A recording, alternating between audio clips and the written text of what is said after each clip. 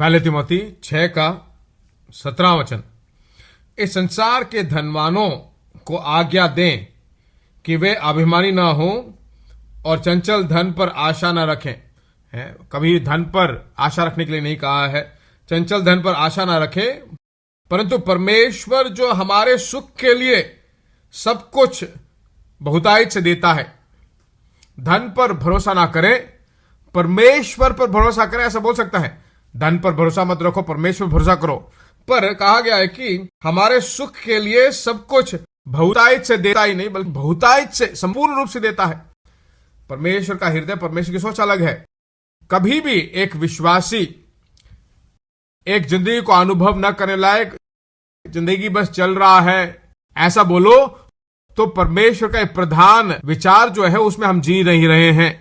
हम जी रहे हैं, बल्कि जिंदगी को एंजॉय करके जीना अलग बात है। जिंदगी चाह कर जीना चाहिए।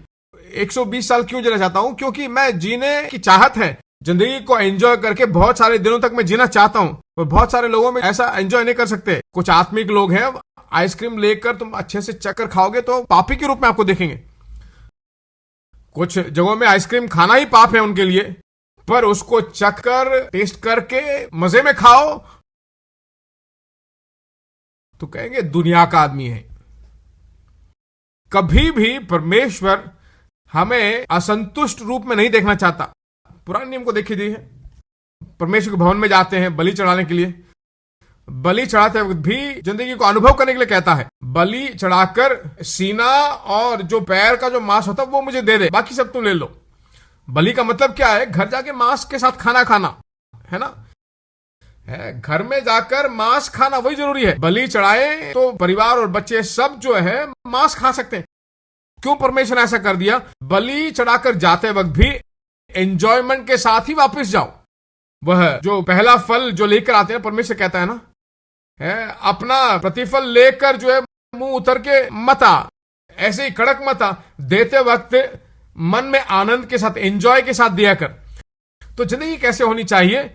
जिंदगी एंजॉयमेंट और अनुभव के साथ ही हमें जीना चाहिए। परमेश्वर की ही चाहत है। पुराने नियम में एक व्यक्ति पाप करता है, पाप में जीता है, तो मन फिराते क्या करना चाहिए? मैं मन फिरा रहा हूं, उसके पहचान में क्या करता है? वह अपने सभी सोने के आभरण को खोलकर एक रस्सी लेकर जो है सिर में एक कपड़ा डालकर बैठ जाता है, और वो मन फिराने का पहचान है। मन फिराने के बाद क्या है? मन फिराने के बाद भी पहन सकता है, मन फिराने के बाद भी जो है गहने पहन सकता है, ड्रेस पहन सकता है, पर एक भी दिन दुख में नहीं रहना चाहिए। समझ में आई? बाइबल बताती है परमेश्वर ने हमें अभिषेक किया है। कैसे अभिषेक किया है? आनंद के उस तेल से अभिषेक किया।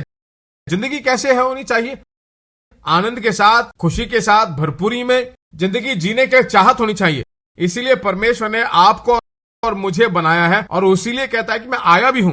कुछ लोग जिंदगी में देखा जाए तो हम कुछ चीजों को लेकर चिंता करते हैं, कभी कुछ योजनाओं को देखकर सोचते हैं।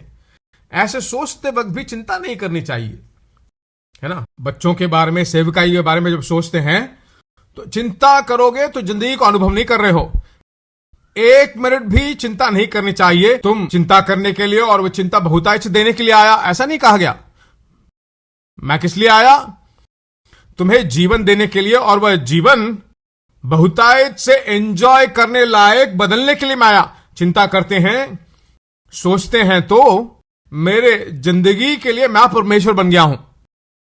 जब मैं चिंता करके मैं ही जिंदगी को ठीक कर सकता हूं, इसको ऐसा करना वैसा करना है, जब मैं ऐसा सोचने लगता हूं, तब परमेश्वर मेरी जिंदगी का परमेश्वर नहीं, मैं परमेश्वर बन जाऊं। परमेश्वर की जगह में लेने के लिए मैं कोशिश कर रहा हूं। बाइबल बताती है वह तुम्हारे सभी चिंताओं को कहता है कि मुझ पर डाल दो, क्योंकि मुझे उसका ख्याल है। उसका मतलब है कि वह हमारी सभी मांगों को पूरा करता है, और सभी चीजों को उस पर रखने के लिए कहता है। उसके ऊपर कहा गया है परमेश्वर आपको बढ़ाए तो उसके उस बलवंत बड़े हाथ के नीचे तुम बने रहो। चिंता मत करो। चिंता करोगे तो आपका हाथ बाहर आ जाएगा। आपका हाथ बाहर आ जाए तो उसका हाथ बाहर आने के लिए अगर तुम जगह दो तो वह एंजॉयमेंट की जिंदगी जीते रहोगे। तो इसलिए लोग जो है मिस्र देश से सिनाई पर्वत तक आते हैं, जिंदगी कैसी थी? एंजॉय कर रहे थे। एंजॉय क्या जिंदगी वो जी रहे थे। 50 दिन वो जिए ना, कैसी जिंदगी, कल्पना में भी नहीं कर सकते। समुद्र के अंदर जाते हैं, समुद्र 2 भागों में बट जाता है। उसके बाद ऊपर देखते हैं स्वर्ग से मन्ना आता है, चट्टान से पानी आता है। पाप करें तब भी नहीं मरेंगे, पूरी तरह से एंजॉयमेंट। ऐसा ही वो जिए। उसके बाद व्यवस्था के बाद जो एंजॉयमेंट था ही नहीं, पूरी तरह से जिंदगी कड़वा हो गया। क्यों? भजन 78 में कहा गया है, उन्होंने इस्राएल के पवित्र परमेश्वर को बिल्कुल नीचा किया। और अगला वचन कहता है कि वो मेरे हाथ के क्रियाओं को भूल गए। मेरा हाथ उनके लिए क्या कर सकता है उसको भूल गए।